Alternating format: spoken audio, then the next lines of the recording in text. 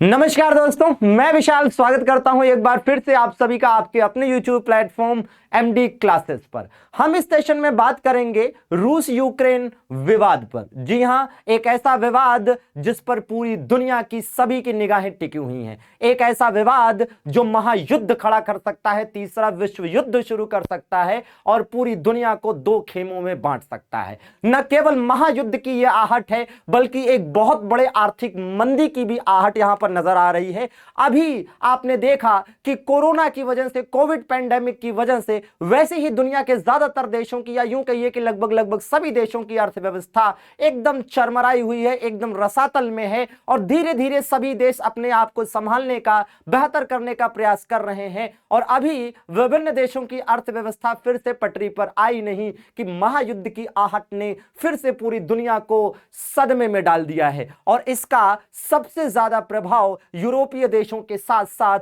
भारत की अर्थव्यवस्था पर भी देखने को मिलेगा। अगर आप ताजा जानकारी की बात करें तो अभी खबरें देखी जा रही हैं कि लगातार सेंसेक्स में, भारतीय शेयर बाजार में, इंडियन शेयर मार्केट में भी गिरावट का दौर जारी है। हम कह सकते हैं कि रूस गिरा रहा है यूक्रेन में बम और यहां शेयर मार्केट में मचा हुआ है हाहाकार। अगर इसी प्रकार से चलता रहा तो अर्थव्यवस्था को संभालने के सभी प्रयास है ना शून्य साबित होंगे और फिर से आर्थिक मंदी की चपेट में भारत समेत पूरी दुनिया आ सकती है। तो आइए देख लेते हैं कि क्या है रूस और यूक्रेन के बीच का विवाद और इसमें क्या क्या संभावनाएं आगे बन सकती हैं और कौन कौन से वो तथ्य हैं जिनके बारे में आपको पता होना चाहिए। इस सेशन में हम कंप्लीट जानकारी लेंगे कि आखिर यूक्रेन क्या था और किस प्रकार से वो सोवियत रूस में है ना पहले हिस्सा था, फिर उससे अलग हुआ और किस प्रकार से यूक्रेन और रूस के बीच में ये विवाद बढ़ता गया और आखिर दोनों के बीच विवाद की मुख्य जड़ क्या है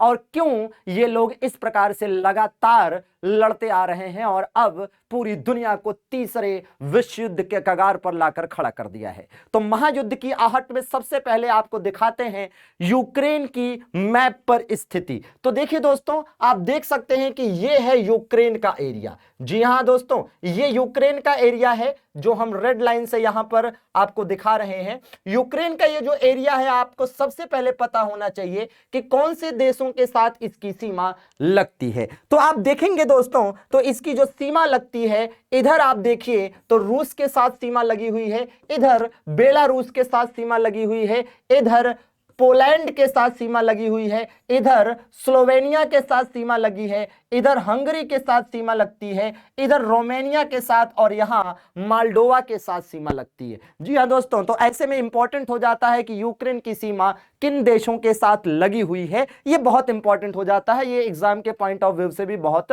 ज्यादा इंपॉर्टेंट है। जी हां दोस्तों, अब अगर आप देखें तो यहां पर एक क्षेत्र है ना, जिसको लेकर काफी चर्चा का बाजार गर्म रहता है। आप देख सकते हैं ये क्षेत्र क्या है, यही है क्रीमिया। जी हां दोस्तों, ये वो क्रीमिया है जिसे रशिया ने 1954 में यूक्रेन को गिफ्ट में दे दिया था, लेकिन 2014 में जब यूक्रेन पर रूस ने हमला किया तब से ये आपका जो क्रीमिया वाला क्षेत्र है ये रूस के कब्जे में है, रूस के नियंत्रण में है। आप देख सकते हैं कि ये ब्लैक सी है और यहां पर है ये अजोव सी। तो ब्लैक सी और अजोव सी के पास ये जो क्षेत्र है ये क्या है दोस्तों, ये है आपका क्रीमिया। चलिए, तो आइए, ये आपने देख लिया यूक्रेन की स्थिति और इसके बॉर्डर पर स्थित जो भी देश हैं। रही बात रूस की, तो रूस की राजधानी क्या है, मॉस्को है, जबकि यूक्रेन की राजधानी क्या है, कीव है। आपको यह भी पता होना चाहिए कि यूक्रेन की राजधानी कीव और रूस की राजधानी मॉस्को। अब ये दोनों देश आमने सामने हैं, आप देख सकते हैं, ये है व्लादिमीर पुतिन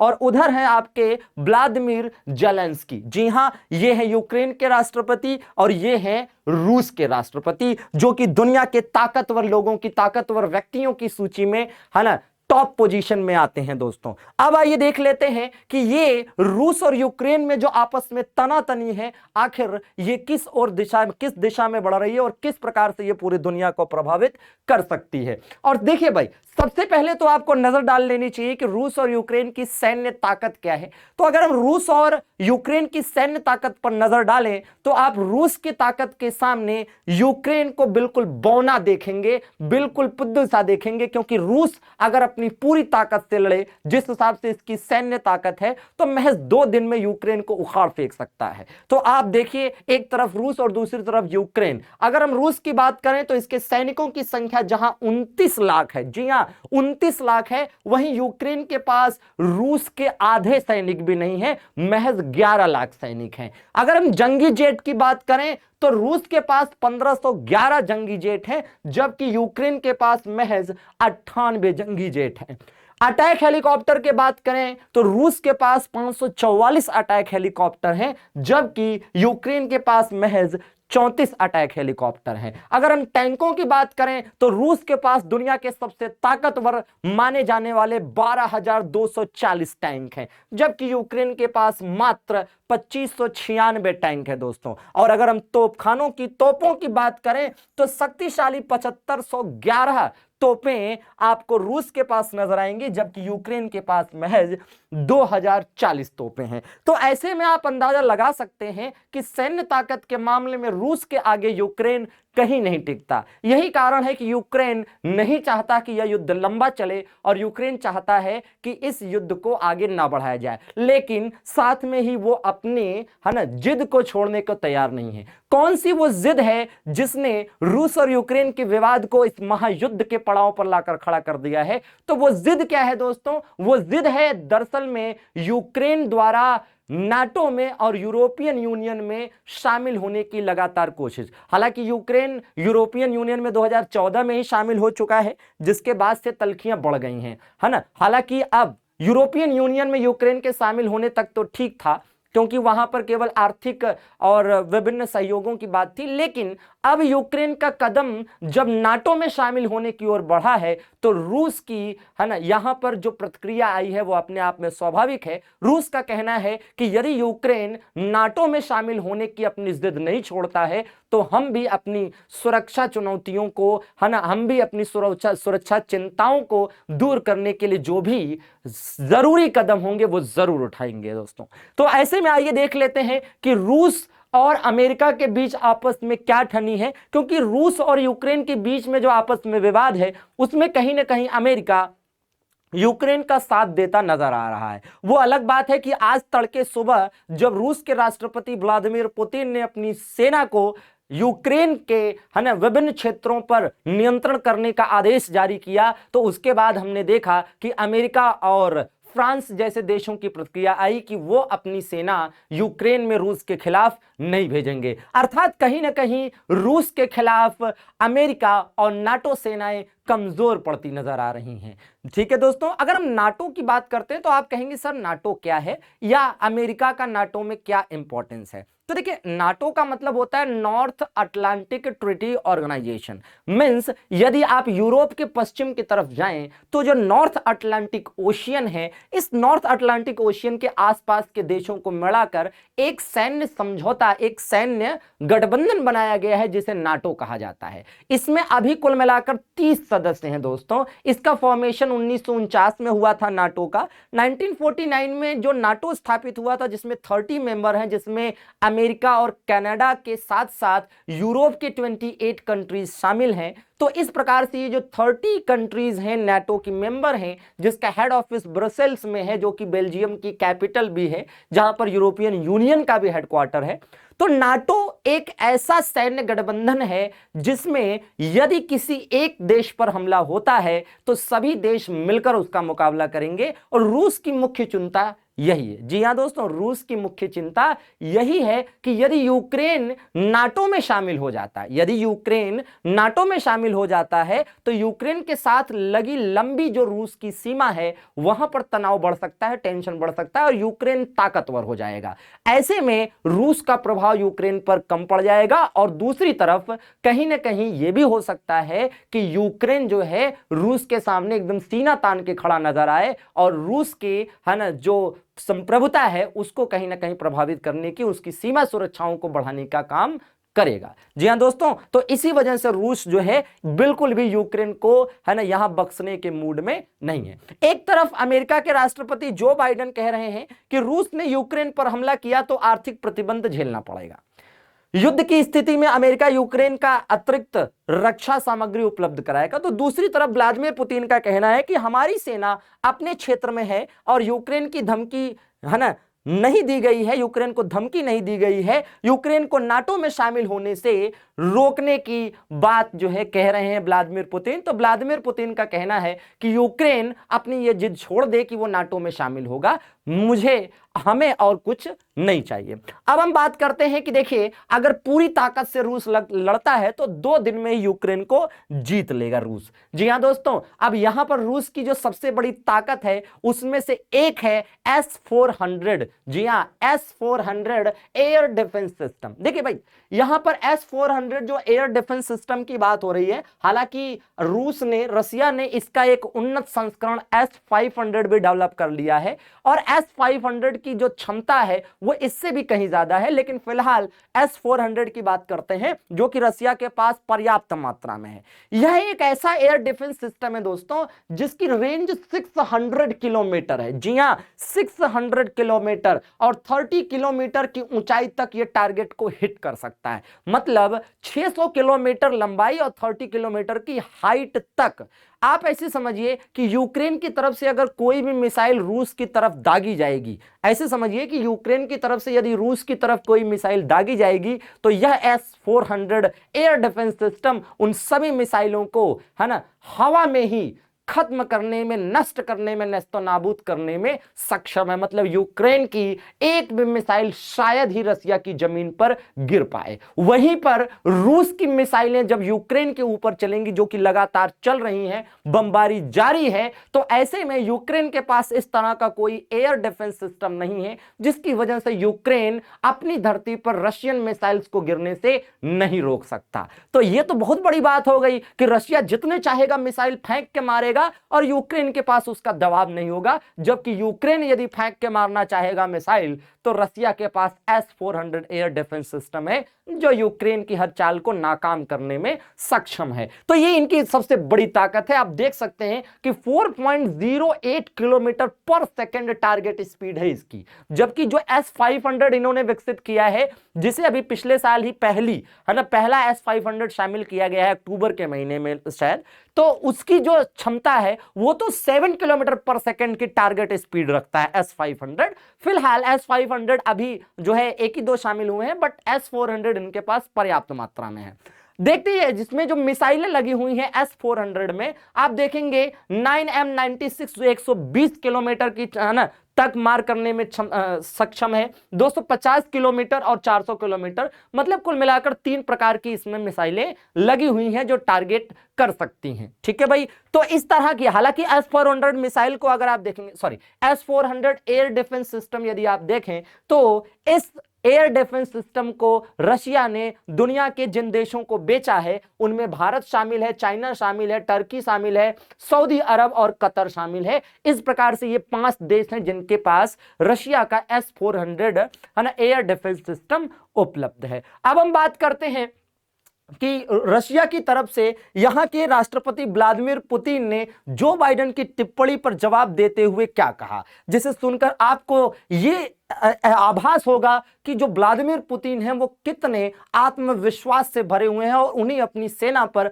अपने एयर डिफेंस सिस्टम पर, अपनी सैन्य ताकत पर कितना भरोसा है। हालांकि आप देखेंगे तो इंडिया के लिए भी रसिया सबसे बड़ा हथियारों का आपूर्तिकर्ता देश है और इंडिया की मैक्सिमम जो डिपेंडेंसी है हथियारों के मामले में वो रशिया के ऊपर ही है। यही कारण है कि इंडिया के लिए भी कहीं ना कहीं यह तय करना मुश्किल है कि वो रसिया का साथ दे या यूक्रेन का साथ दे। हालांकि जो भारत की फॉरेन पॉलिसी है, विदेश नीति है, जो कि गुट निरपेक्षता को फॉलो करती है, तो ऐसे में ना भारत रशिया के साथ जाना चाहेगा ना यूक्रेन के साथ जाना चाहेगा, बल्कि भारत तो लगातार इस मुद्दे पर दोनों ही देशों से अपील कर रहा है कि कृपया बातचीत से इस मुद्दे को सुलझाया जाए, है ना। युद्ध किसी भी समस्या का हल नहीं। युद्ध आप देख ही रहे हैं कि युद्ध चल रहा है, तो इससे क्या हो रहा है, लगातार शेयर मार्केट है ना धाराशायी हो रहे हैं, कई सारी समस्याएं है ना पैदा हो रही हैं। आप कहेंगे सर रूस और यूक्रेन आपस में लड़ रहे हैं तो आखिर शेयर मार्केट क्यों धाराशायी हो रहा है,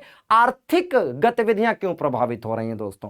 तो भैया प्रभावित इसलिए हो रही हैं कि रशिया जो है largest crude oil producer countries में आता है, ठीक है, और पूरी दुनिया में आप जानते हैं कि जो एनर्जी रिसोर्स है उसमें क्रूड ऑयल का बहुत महत्व है।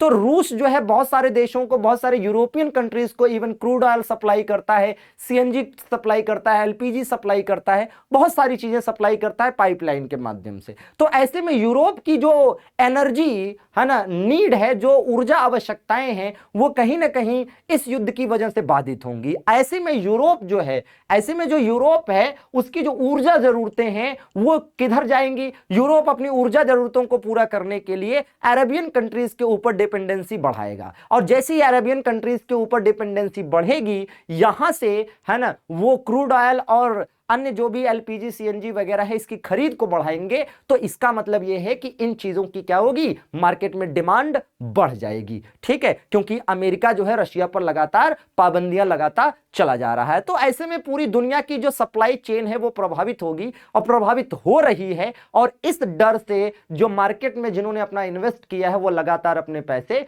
निकालना चाहेंगे, बिकवाली शुरू हो जाएगी और ऐसे में मार्केट लगातार धाराशायी होते चले जाएंगे दोस्तों। तो देखिए व्लादिमीर पुतिन का कहना है कि मुझे अपने बचपन की एक बात याद है, जब हम खेल के मैदान में बहस करते थे और अक्सर कहते थे कि हम जैसे होते हैं दूसरे भी हमें वैसा ही नजर आते हैं। जो बाइडेन ने ऐसा क्यों कहा? जो बाइडेन ने ऐसा तब कहा, है ना, सॉरी, जो बाइडेन की टिप्पणी पर व्लादिमीर पुतिन ने ऐसा इसलिए कहा क्योंकि जो बाइडेन का कहना था कि रूस यूक्रेन पर कब्जा करना चाहता है, जबकि रूस ने साफ तौर पर स्पष्ट किया है कि हम यूक्रेन पर कब्जा नहीं करना चाहते, हम उसके स्वतंत्र देश की मान्यता समाप्त नहीं करना चाहते, हमें यूक्रेन नहीं चाहिए, हमें बस यूक्रेन की जिद छुड़वानी है, हम किसी भी कीमत पर यूक्रेन को नाटो में शामिल नहीं होने देंगे, क्योंकि यूक्रेन का नाटो में शामिल होना हमारी सुरक्षा चिंताओं को बढ़ाता है और हमारे लिए ये खतरा बन सकता है। तो केवल ये बात है जो मेन मुद्दा है दोस्तों। और चूंकि अब रूस और यूक्रेन में जंग तेज हो गई है, लगातार बमबारी हो रही है रूस की तरफ से, यूक्रेन में अफरा तफरी का माहौल है, यूक्रेन ने अपने सभी राजनयिक संबंध रूस से तोड़ दिए हैं। यही नहीं, रूस के है ना राजदूत जो यूक्रेन में है, यूक्रेन ने उनके राजदूत को क्या कर लिया है,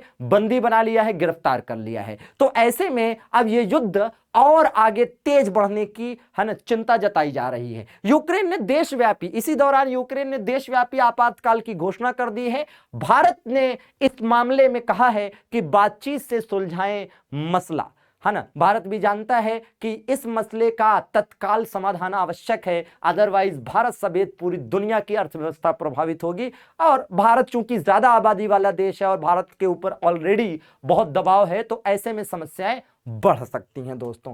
आइए आप एक नजर डाल लेते हैं कि आखिर यूक्रेन क्या है और रूसी साम्राज्य में यूक्रेन का क्या महत्व था, सोवियत रूस क्या था और किस प्रकार से यूक्रेन धीरे धीरे करके सोवियत रूस से अलग हुआ और कैसे रूस से नजदीकी रखने वाले यूक्रेन की तलखियां रूस के साथ आखिर क्यों बढ़ गई, कैसे बढ़ गई। तो आइए एक नजर डालते हैं इस पर। इस मामले में सबसे पहले बताना चाहेंगे दोस्तों कि आप देखेंगे कि बात हम शुरू करेंगे 1917 से बात शुरू करते हैं, क्योंकि 1917 में रशिया की क्रांति हुई थी, जिसे आप बोल्शेविक की क्रांति के नाम से भी जानते हैं। तो 1917 में जब रशियन रिवॉल्यूशन हुआ, रशिया की क्रांति हुई, बोल्शेविक की क्रांति हुई, यह क्रांति दोस्तों लेनिन के नेतृत्व में हुई थी। किसके नेतृत्व में हुई थी? लेनिन के नेतृत्व में हुई थी।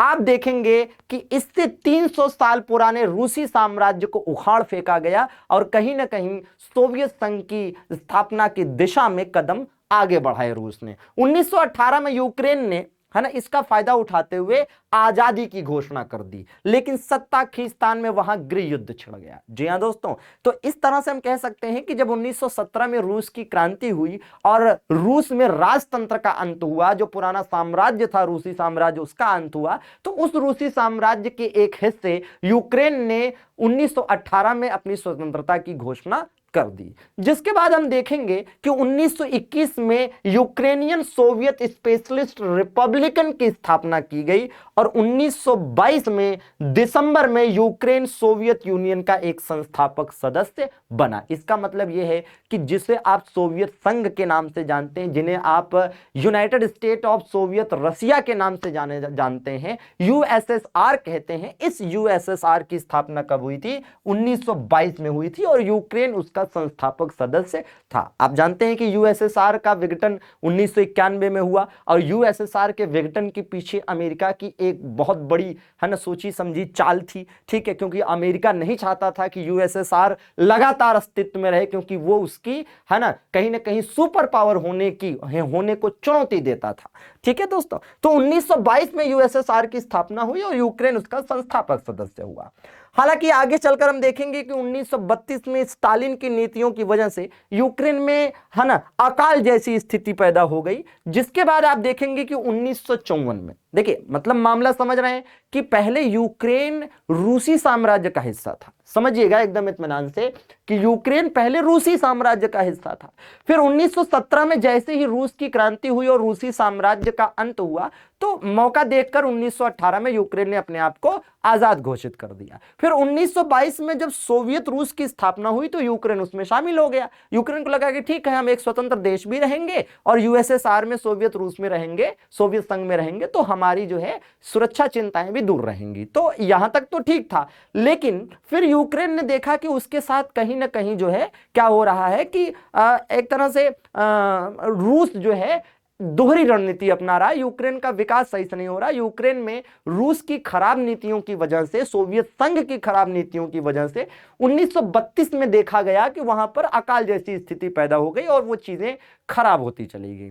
फाइनली रूस ने जब देखा कि यूक्रेन के लोग विद्रोह कर सकते हैं तो ऐसे में यूक्रेन के लोगों को शांत करने के लिए, उस विद्रोह को दबाने के लिए, यूक्रेन को खुश करने के लिए रूस ने 1954 में क्रीमिया गिफ्ट कर दिया। जी हां दोस्तों, क्रीमिया, जी हां, आपको हमने शुरू में ही क्रीमिया बताया था। यह वही क्रीमिया है जिसे 1954 में रूस ने यूक्रेन को गिफ्ट में दिया था। अजोव सी और ब्लैक सी के बीच में जो क्रीमिया है या उसके आसपास में है। ठीक है, तो ये जो क्रीमिया है इसे 1954 में रशिया ने गिफ्ट किया था, लेकिन 2014 से इस पर रशिया का कंट्रोल है। क्यों 2014 का वर्ष इतना क्यों भाई भयानक हो रहा है? तो 2014 की बात हम आगे आपको बताएंगे। अभी फिलहाल इतना जानिए कि 2014 ये वो वर्ष है जब है ना यूक्रेन ने यूरोपियन यूनियन का हिस्सा होना स्वीकार किया। मतलब साफ है कि 2014 में यह क्लियर हो गया कि यूक्रेन अमेरिकी देशों या नाटो देशों या यूरोपियन देशों के पक्ष में जाएगा,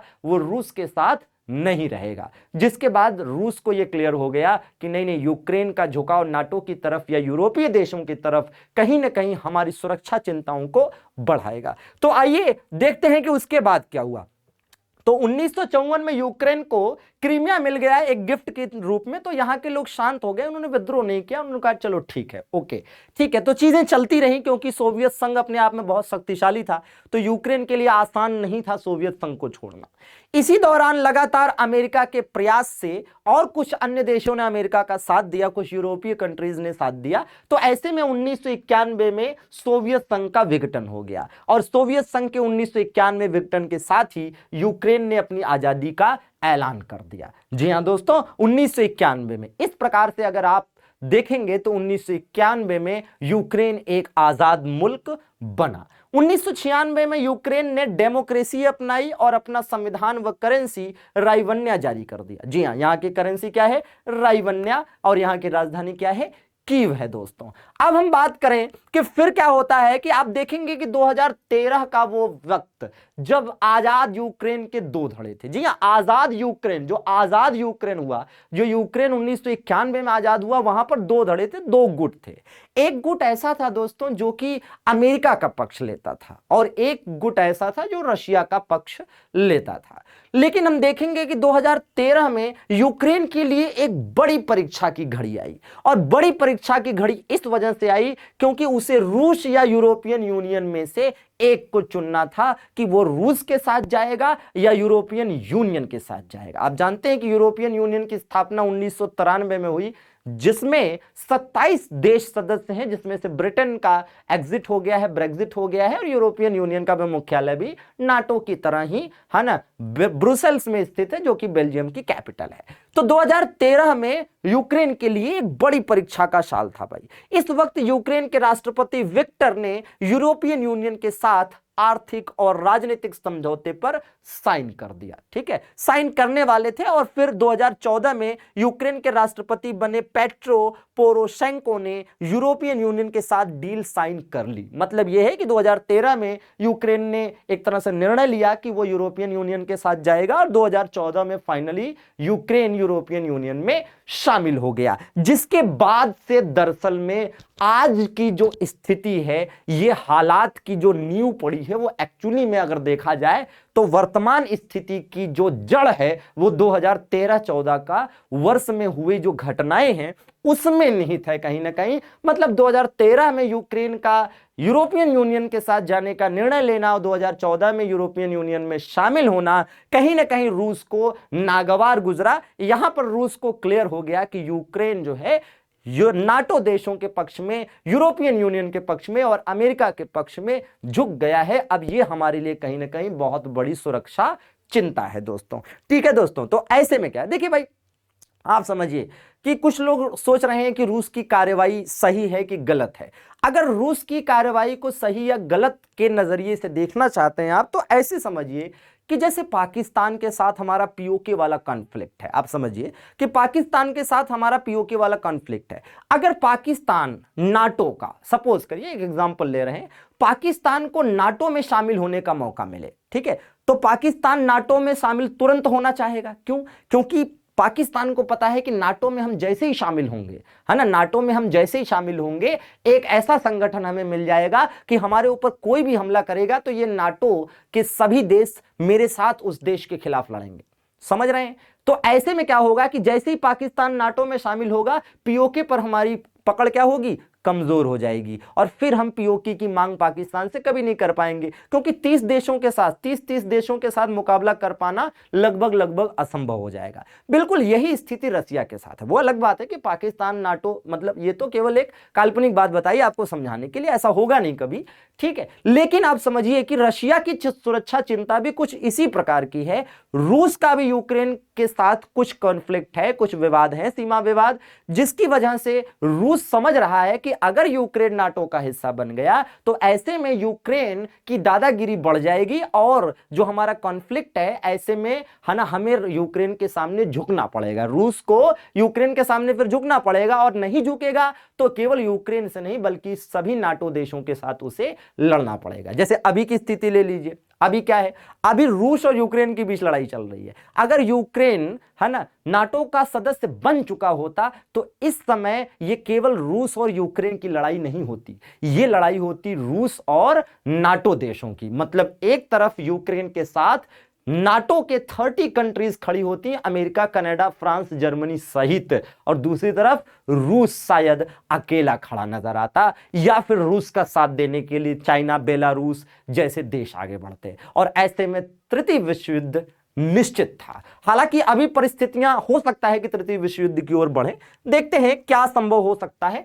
अब देखिए भाई, जो ताजा विवाद है ना, जो रूस यूक्रेन का ताजा विवाद है, उसमें मुख्य रूप से क्या मामला है कि देखिए दिसंबर 2021 में यूक्रेन के राष्ट्रपति व्लादिमीर जेलेंस्की, ठीक है, और नाटो चीफ, नाटो के चीफ जो है जिनका नाम है जेंस स्टोल्टेनबर्ग, के बीच एक मीटिंग होती है ब्रुसेल्स में। ब्रसेल्स आप जानते हैं नाटो का हेडक्वार्टर है। इस बैठक में यूक्रेन एक बार फिर वादा करता है कि वो रूस के विरोध के बावजूद नाटो ज्वाइन करेगा। जी हां दोस्तों, जिसके बाद, है ना, रूस की बौखलाहट स्वाभाविक थी। इसके बाद पुतिन इस बात से बौखला गए और अमेरिकी राष्ट्रपति से लेकर यूरोपियन नेताओं से बात कर अपना विरोध दर्ज कराया कि यूक्रेन के इस कदम को आगे न बढ़ने दिया जाए, नहीं तो परिणाम भयानक होंगे। जी हां दोस्तों, पुतिन ने नाटो से जोर देकर कहा कि यूक्रेन को कभी नाटो का सदस्य नहीं बनने देना चाहिए और पूर्वी यूरोप में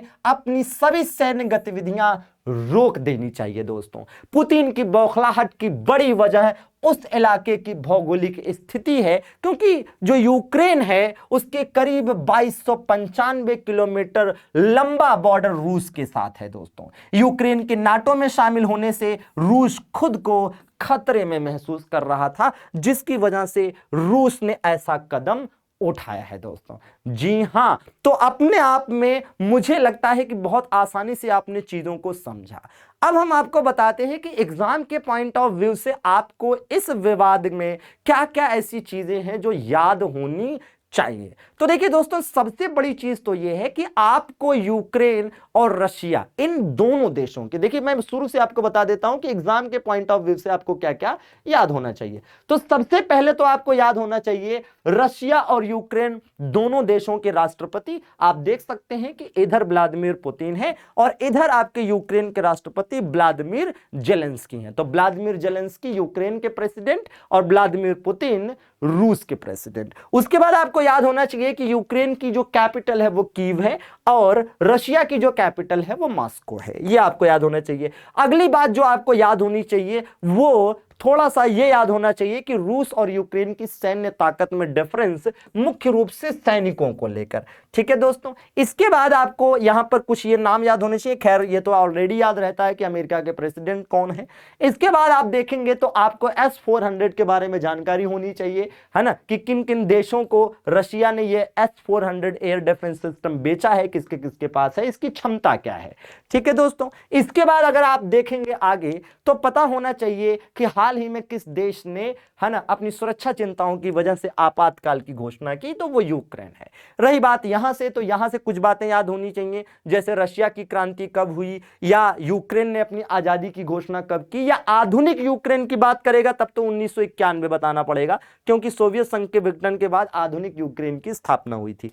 ठीक है भाई, इसके बाद आप देखेंगे एक चीज यहां से एक तथ्य निकलकर सामने आता है कि भाई आखिर ये जो सोवियत संघ है इसकी स्थापना कब हुई, तो इसको याद करना है कि 1922 में हुई। ठीक है भाई, और ये आपका 1954, है ना, जो क्रीमिया वाला मामला है, क्रीमिया को भी आपको याद करना पड़ेगा कि क्रीमिया किन दो देशों के बीच में एक विवादित क्षेत्र है। तो आप देखेंगे क्रीमिया रशिया और यूक्रेन के बीच में विवादित क्षेत्र है, जो यहां पर है ना, एक तरफ ब्लैक सी और दूसरी तरफ अजोव सी है। ऐसे में ब्लैक सी से रिलेटेड क्वेश्चन हो सकते हैं कि ब्लैक सी भी इंपॉर्टेंट हो सकता है कि भाई आप देखेंगे तो इधर रोमानिया, इधर बुल्गारिया, इधर टर्की, इधर जॉर्जिया, इधर रशिया और इधर यूक्रेन की सीमाएं ब्लैक सी से लगती हैं, जबकि अजोव सी की बात करेंगे तो रशिया और यूक्रेन के बीच में स्थित है। तो ये चीजें भी आपके लिए इंपॉर्टेंट बनती चली जाएंगी दोस्तों। तो इन चीजों को आपको याद करना पड़ेगा। इसके बाद थोड़ा और आगे बढ़े तो आपको, है ना, यूक्रेन वाला ये मामला याद करना पड़ेगा, क्रीमिया वाला, कि 1954 में गिफ्ट किया था, 2014 से फिलहाल इस पर, है ना, इसका कब्जा है। ठीक है भाई, और यहां पर जो भी, है ना, पर्सनालिटीज फेमस हो रही हैं इनके नाम भी याद करने पड़ेंगे, चाहे वो रूस के राष्ट्रपति हो, चाहे यूक्रेन के राष्ट्रपति हो, अमेरिका के राष्ट्रपति हो, फ्रांस के राष्ट्रपति हो, ब्रिटेन के प्राइम मिनिस्टर हो, इन लोगों का नाम आपको याद रखना पड़ेगा दोस्तों। तो आपको जानकारी कैसी लगी कमेंट करके जरूर बताइएगा, और सेशन को लाइक तो जरूर करिएगा, दोस्तों के बीच में ये जानकारी जरूर शेयर करें दोस्तों। तो बहुत बहुत शुक्रिया अंत तक इस सेशन को एंजॉय करने के लिए। फिर मिलते हैं लेटेस्ट अपडेट के साथ, तब तक अपना बहुत ख्याल रखिएगा। Tata bye bye, thank you, good night, शुभ रात्रि।